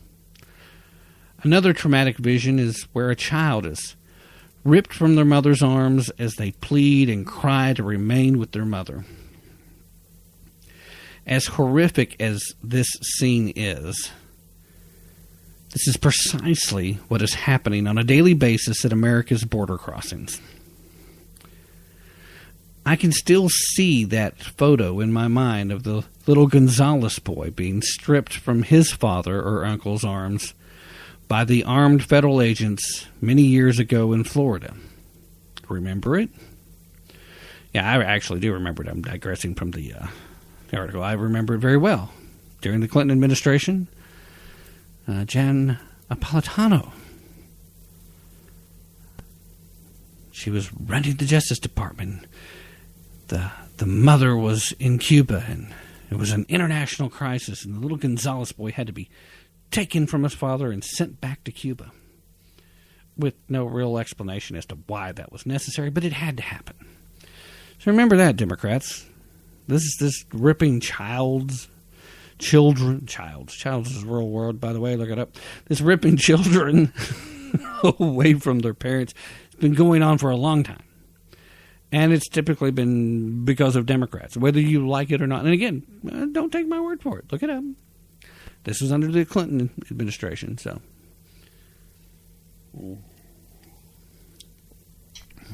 Anyway. So yes, remember that. And then he continues. The photo was snapped as the boy was hiding in the closet. And a man dressed all in black and green with an AR-15 was reaching in to snatch the young boy. I need to check and make sure, but I don't think it was an AR-15 that he had, just, again, as a point of contention. But not to take away from Ken's stuff here. So he continues, is this what our great nation is reducing itself to? We have the mightiest military on earth. We have more money than most all countries combined. We have one of the most significant industrial complexes on the globe with an unparalleled technological and medical industry. We don't even have to dial numbers on our cell phones anymore. We just tell Siri to do it for us. Yet, we feel as though we have to snatch young children from their mother's arms to protect this country. Apparently, word has leaked out of Brownsville, Texas, that a converted Walmart store was being used to house hundreds of children who had in fact been taken by our country from the arms of mothers and fathers. To make matters worse, the horrible rumor that these children are being kept in cages makes this tragedy even worse. It seems that United States Senator Jeff Merkley, a Democrat from Oregon, heard this particular rumor and decided to do some old-fashioned investigative work and visit the facility. He followed protocol, had a staff contact the facility, then hopped a plane and flew to Texas. Wouldn't you know it, once he arrived at the front door, he was denied access. Of course, this is a huge red flag for most anyone, but it was for the senator also. The troubling piece of this puzzle, to me, and remember this is Ken Crow talking, is that our government is not housing these children. They have subcontracted it to some entity known as Southwest Key. These guys supposedly have a contract with the Department of Refugee Resettlement, which is an agency within the Department of Homeland Security. Attorney General Jeff Sessions' zeal for shutting the border down is apparently what has set this new policy in motion. Now, Sessions announced the new plan back on May 7th at a news conference held in San Diego. And now his opinion. So the president and his administration have a wall currently under construction. We have hundreds, maybe thousands of National Guard troops scattered along the border from California to South Texas. We have drones, we have blimps, we have soldiers, we have citizens reporting illegals crossing. Do you mean to tell me that what we need to grab up 3-year-old little girls in the name of national security? Is this what America is reducing itself to? An armed ICE or Border Patrol snatches 5-year-old Juan or Jesus, and I'm supposed to feel safer tonight? Seriously? I'm not even going to try to defend this administration on this one. I have spent the last 2.5 years defending now President Donald Trump's decisions and choices.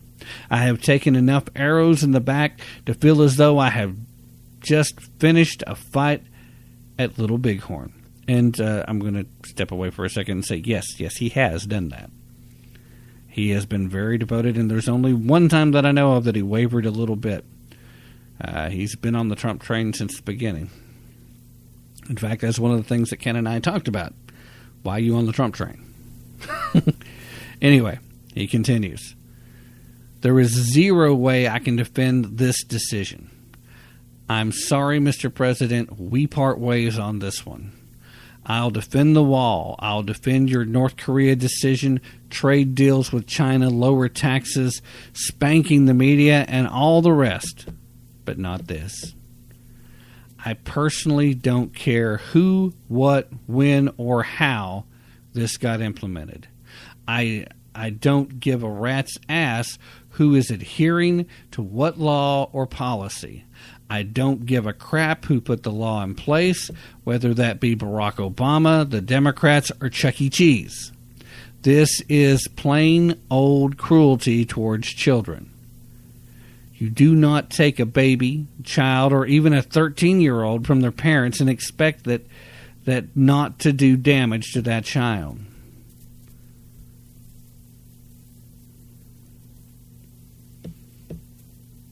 He continues a little further, and some of it has to do with hyperlinks to other articles, so I will stop there.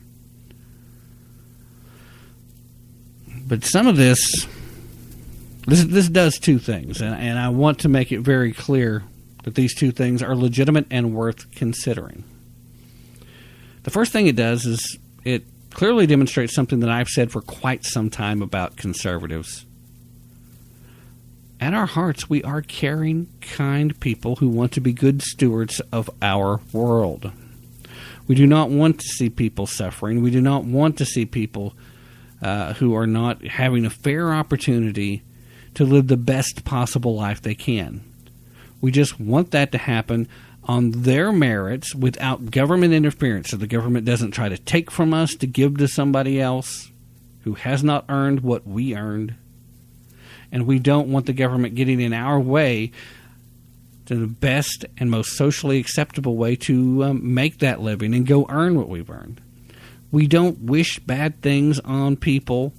We want all people to be doing better, because the better you're doing, the more likely it is that I can turn you into a customer of my new business over here selling lemonade or magazine subscriptions or candy or whatever business I've started. More likely I can get you to go over to my Facebook page and contribute $5 to the Wounded Warrior Project. Yeah, I threw that at it again. So it's important to recognize the fact that, yes, Ken Crow is for the children, but he's a conservative, and I can prove it. But in the process of all this, I did make a point of responding, because not only did he post it on crowsnestpolitics.org, again, go check it out, but he also posted a link to it on Facebook, particularly in the Crow's Nest Politics group, which I am a proud member of that group, along with several others.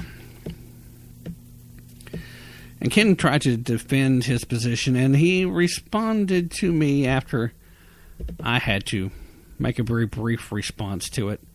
Because the one thing that stood out is that he felt like this was still blood on the hands, if you will, of the Trump administration. And to a degree, the fact that they have not fought to try and change the policy, you can make that argument.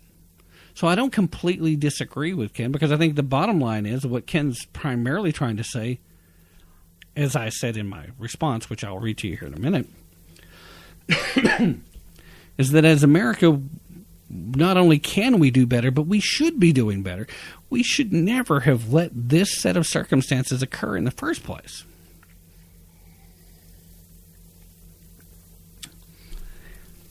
But here's what I had to say. First of all, I made sure that since this was on Facebook, and yeah, I know that's where old people go, for all you millennials who are maybe listening, yeah, we still hang out over at Facebook.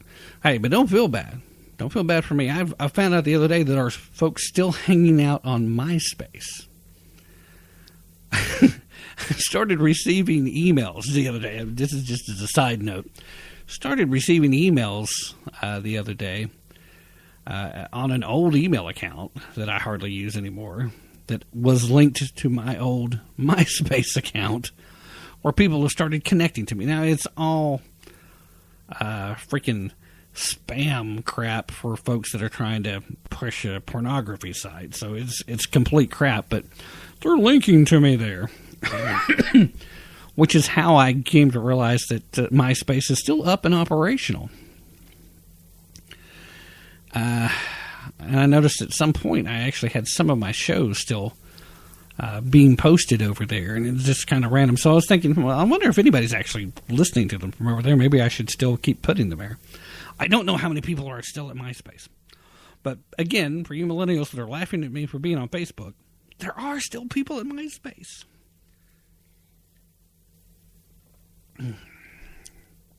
And something tells me a lot of you millennials probably don't even know what MySpace is.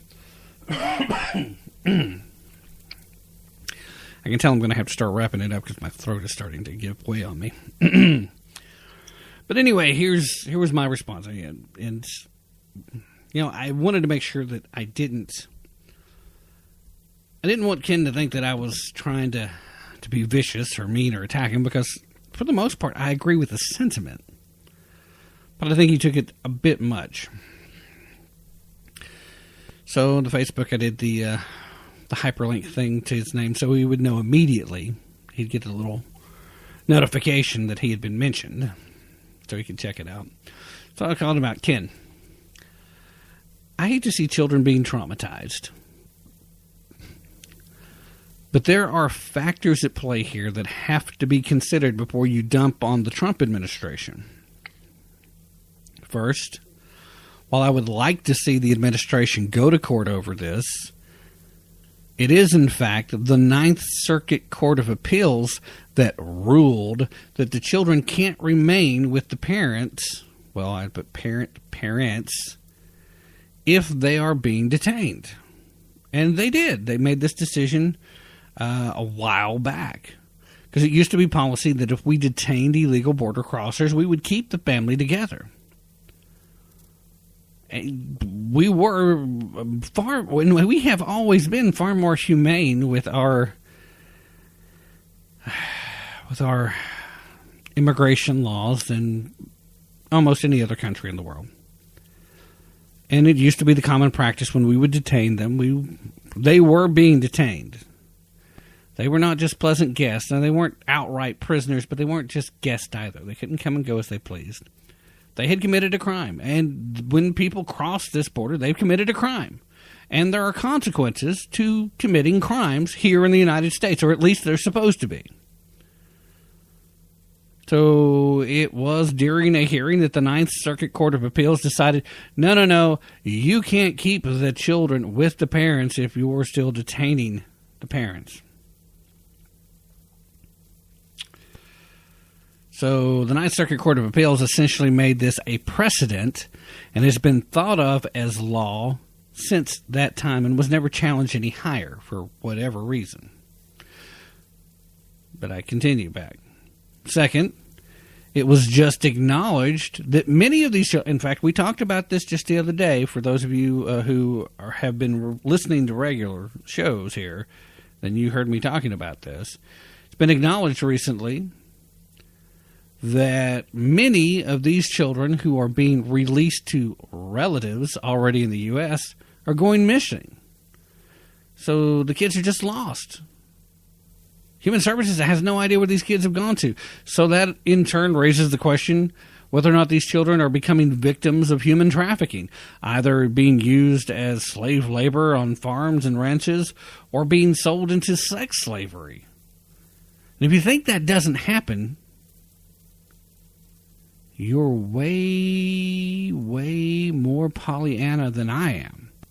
And I'm accused of being very Pollyanna-esque quite often, because I believe that we can put our differences aside. And I do. I really do believe that. I think if we take the time to get to know each other on a personal basis, all of those differences that we keep putting between us and hanging on to like it's some kind of a shield, they tend to dissolve away. And when you get to know a person, you get to know a person. So I'm Pollyanna. But if you're thinking that this stuff doesn't happen, even here inside the United States, then you're way more Pollyanna than I am. The third point I made, we don't think twice about citizen children when citizen parents go to prison. You know, as if I was arrested on federal charges of, what's something crazy that I could go to jail for? Wire fraud. It seems to be a hip, a hip white collar crime these days. So here I am, a hip white collar criminal. I'm involved with wire fraud. I go to prison. Is anybody going to clamor about how unfair it is that my children are ripped away from me while I'm taken into custody and they have to figure out what's going to happen to them in the meanwhile? No. We don't give a second thought to that because it's understood the parent should have known better, which takes me to the other point. The end point is a very simple one. The parents of these children should not put their kids in that position in the first place. And so, quite frankly, whether you have these strange detention cells or whatever you're doing, I honestly do believe that this is a best effort that the administration is making to try and be compliant with the precedent of law from the Ninth Circuit Court of Appeals, and to still provide safety to these children to make sure that they're not ending up in the hands of human traffickers. I really do believe they're trying their best to both follow the law and provide safety for the kids. And again, I do agree with Ken on the point that we can and should be doing better, and I really wish we would get to a better location, to a better place, that we would do better for these kids.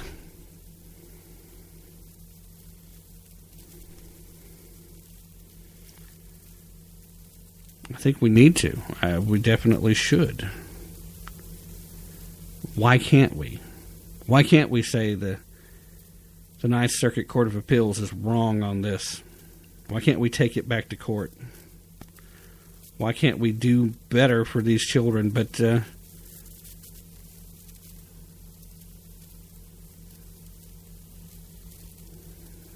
I just don't know. Why aren't we doing better? Why are we settling for this? I mean, this is convenient and fast and easy and still falls in line with what the law is supposed to be. But again, the Ninth Circuit Court of Appeals is who created this issue. And this stuff was going on under the Obama administration. Now, again, Ken says, I don't care who was doing it, how it was doing, who put it in place. And I get that. And he makes the point that this is bad. And it is bad for the children. It's never a good thing for the children to be in a situation like this. But at the end of everything,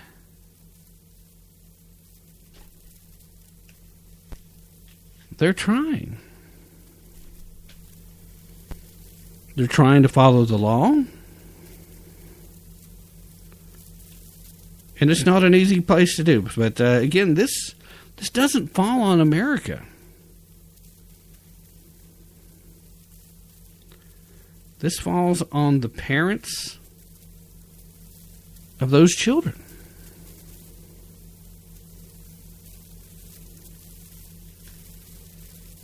The parents that are breaking our laws and coming across our border illegally. And you know what? If more of these people realize that there are consequences like this, maybe this would slow down. Maybe some of these people would start coming here the right way instead of finding themselves just in these strange positions where suddenly it's okay. It's not okay. It's not okay to ignore our laws. If you want to come here for a better life, then come here legally and have at it. Do your best. Come here. Be more successful than me. Motivate me to be more successful than I am now. Do what you got to do to make that stuff come true. But do it legally. Do it right from the start. And I will personally welcome you, and I promise you, while there may be some folks that will never be okay with immigration from certain places at certain levels, I promise you the overwhelming majority of Americans, regardless of political slant, will be accepting of you if you truly come here with the desire for a better life. And you want to come here legally, and even more so if you come here not just for hoping to have a better life, but also hoping, praying that you can someday be an American, that you can become a citizen, then welcome to America, baby. That the overwhelming majority of conservatives will welcome you with open arms. You're constantly being told that's not the truth because we do stand up for law and order, because we do say we want you to come here the right way. Obey our immigration laws, obey and respect what this country represents. And if you do those two things, then come get your piece of the American dream. There is room for anyone who's willing to come earn it. Period. It's that simple. It really is, honestly, that simple.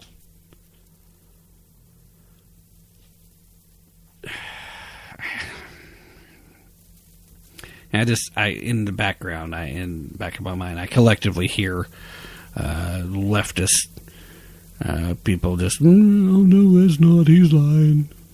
That's some kind of code. That's racist. What he just said's racist. Okay. Telling people that as long as they come here the right way, that it's okay, is racist, then okay. If that's what it takes to be considered racist, then I'll take that mantle. I'll be racist. Because it's not a code. It's not a code. It's legitimate. Me telling you what I know a lot of conservatives believe. It's the truth. Don't believe me? Get to know some. Get to know some conservatives. If you're not a conservative, if you're not so far gone down the rabbit hole that you think the only good conservative is a dead conservative. I can't tell you how many times I heard that when they talked about Republicans. Only good Republican is a dead Republican. What? That's some BS, y'all. Now, I typically don't use the Republican mantle because I see that not all Republicans are conservative. Of course, what's also kind of funny about that is there's still a lot of non-conservative Republicans that still get hit up like somehow they're just as evil just because that R suddenly is the back of the, even though they would support every single Democratic cause that come down the pike. Every single one. All right. Anyway, let me get one more quick piece of information that I found interesting out. This one from the National Review. And I'd like to remind everybody, too, all these stories and a bunch more you can find links to at the Tap Into the Truth Facebook page if you do not want to go search all these out on your own. Although typically a majority of the stories I will bring you, you can find the articles from either thedailywire.com or thedailycaller.com. Although I do still take stuff from National Review and Gatestone Institute and a bunch of others. But more so than everything that I bring you on the show, there's still, usually most days, a ton of other stuff that I link to. So you can find a lot of similar stuff over at the Tap Into the Truth Facebook page. You also can go to the Tap Into the Truth website. That's tap, T-A-P-P, into the truth, all one word, .com. And, of course, you got the homepage. And there is a page dedicated to past shows. I now have the Spreaker player set up so that when I go live, like I'm doing right now, it actually will start playing automatically. So now you can catch the show live at Tap Into the Truth. You don't have, it's not just past shows. Haven't been able to figure out how to get the BTR player to do that just yet. Once I do that, then technically all shows will go live at Tap Into the Truth as well. Because I know some people claim that they were having issues with some of the links on some of the social media platforms. So at least there's that opportunity you can listen live. Of course, the problem is with Spreaker, when I'm broadcasting there, it's usually not on any kind of real schedule. Anyway, let me get to this story before I wrap things up. It's just something I thought you might want to know. If you've listened to the show this long, you'll probably find it interesting. All right, this one from the National Review. Seems that Mitch McConnell has canceled the August recess. Why, you might ask? Well, according to Mitch, it's because of Democratic obstruction. Same Senate Majority Leader Mitch McConnell canceled the upper chamber's annual August recess today, citing the historic obstruction of his Democratic colleagues in a statement explaining his decision. Quote, due to the historic obstruction by Senate Democrats of the president's nominees and the goal of passing appropriation bills prior to the end of the fiscal year, the August recess has been canceled. Of course, this is in the statement. He also said, quote, senators should expect to remain in session in August to pass legislation, including appropriations bills, and to make additional progress on the president's nominees. You know what? I like that. I like that a lot. Mitch may have actually gained a point or two. I'm not a big Mitch McConnell fan, but I got to tell you, saying, hey, guess what? You're not going to get to just go take a vacation till the work's done. I like it. I like it a lot. Senators were scheduled to depart Washington on August 3rd and not come back until after Labor Day. So that's a nice little break, by the way. So just 3 weeks before the October 1st end of the fiscal year. In order to avoid the last-second negotiations that delayed the passage of long-term spending bills earlier this year, McConnell is now calling on senators to return to Washington after taking just 1 week off in early August.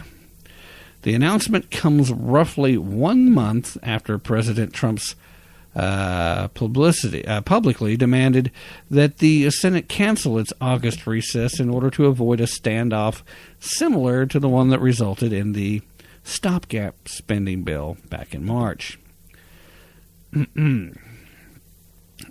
Trump, in a tweet, said, and I quote, the Senate should get funding done before the August break, not go home. The Trump administration has railed against the Democratic obstruction of nominees since the president first took office. As of early March, 43% of Trump's nominees were still awaiting confirmation before the Senate. So Mitch McConnell, in a bold move that actually makes sense and is similar to, the Senate actually working a little bit more like a regular, real job or something, decided that if you want to get your vacation in, we got to get some work done. I like it. I like it a lot. Did I mention that I liked it? Now, it'll be interesting to see how much actually gets done and how much extra stuff happens. The Democrats do not want to give Donald Trump his nominees, period. They want to stand in the way as long as they can. That is hashtag resistance, after all. But let me tell you something else. For all of you guys on the left who think they're just doing all this, and it's so heroic, and it's turnabout being fair play, because look at what all the Republicans did to keep Barack Obama from getting his people in place. Only wait a minute. They didn't, did they? Barack Obama had just about everybody he wanted just about as soon as he asked for them. There were a few exceptions, and with each of those exceptions, there were pretty daggum good reasons. But for the most part, what Barack wanted, Barack got. And there wasn't, even back when, even after the first 2 years, even after that first midterm election, handed both the House and the Senate over to the Republican parties, there wasn't a lot of obstructionism and efforts to stop Barack Obama from getting the folks that he wanted appointed. In fact, the only time that they literally refused to bring anything to a vote was coming up close to the end of Obama's second term, and Justice Scalia passed away.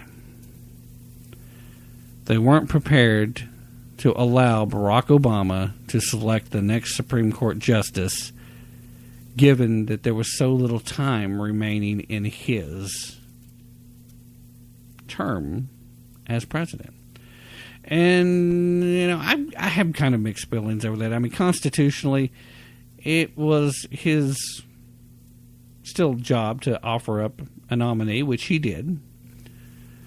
And I really think that the Republican senators should have then considered and voted, and they should have just voted him down at that point. So if you really felt like he shouldn't have been even having the right to make the nomination, then just vote it down and wait till whoever wins the next election. But you should have followed the Constitution, and you should have allowed the nominee to have at least gotten a hearing and a vote, because that was wrong. It was just wrong. But outside of that, if Barack wanted it, he got it for almost everything, including a bunch of things that constitutionally are not permissible. DACA, the Iran deal, let's forget constitutionally not acceptable. Let's try it completely illegal. Fast and Furious. Yeah, just little things. Anyway, like I said, that's pretty much it for tonight. So we'll leave it there, I suppose. Please be sure to check out tomorrow night's show. We'll be broadcasting live over at the BTR platform from 7 until 9, and then you can check it out after that, either over here or at the multitude of other places, iHeartRadio, the iTunes, Stitcher.com, TuneIn.com. Great thing about being on TuneIn.com, it means that if you have Alexa, you can use Alexa you listen to the show too. I mean, we're everywhere, and still expanding. Waiting to hear back from AHA, waiting to hear back from Spotify, as Spotify is looking to move forward with podcasting availability. So hopefully those avenues will be opened up again soon. I'd also like to remind everybody to check out last Sunday's show. Got to speak for about an hour, is a little bit over, with the Oregon 7th Congressional... No, I'm sorry, 7th. What am I talking about? Did the same thing with Annie before. 5th Congressional District Republican candidate, Mr. Mark Callahan. The 5th Congressional District. Sorry, folks in Oregon. I was thinking about 7 for some reason. Instead, I was talking about the show starting at 7, and that's where I was at. The 5th Congressional District of Oregon.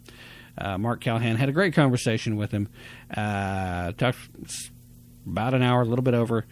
And here's the deal. If you live in Oregon, especially in the 5th Congressional District, and you want to know about what Mark Callahan believes, what his platform is, and to hear him answered some of the stuff that a lot of his critics would like to throw out, we covered a lot of different material. Some of it was some of the answers were pretty much the same to previous, but a lot of it was unique, original, and I enjoyed the conversation. I think you will too. And if you're thinking about who to vote for out there, that being a fairly purple district, you need to know who your candidates are. Feel free to check that out in the archives. Mark Callahan. It was a great conversation. Anyway, we'll have a good conversation tomorrow night. And I'll be back Sunday, and who knows, maybe before then. I may get back on Spreaker here. In the meanwhile, let me just say what I always say at the end. Don't take my word for it. Definitely don't take their word for it. Be prepared to put in some effort. Have to work a little bit for it if you really want to. And most importantly, be prepared to, use some critical thinking. Basically, use your brain if you really want to tap into the truth. That's it for me tonight, everybody. Like I said, I'll be back on Monday night. It's live at 7 and then in the archives after 9. Feel free to check it out. This is my friend Cash Eslow, who was kind enough to give me permission to use his song. This is Miracle, because every now and then I get to feeling like we could use one. I'm kind of feeling like that right now. Thanks, everybody. Good night, and I am out.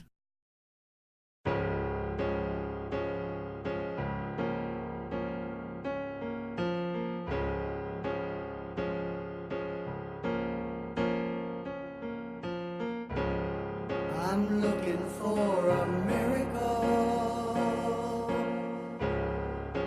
Looking for a miracle. Angel looking over me. Just a breath of hope to see. I'm looking for a miracle. Looking for a miracle. Open up the doors for me. Looking forward to eternity. I were you, and you were me, and we were us, and us were we. Maybe we find room to see the miracle. Say once more.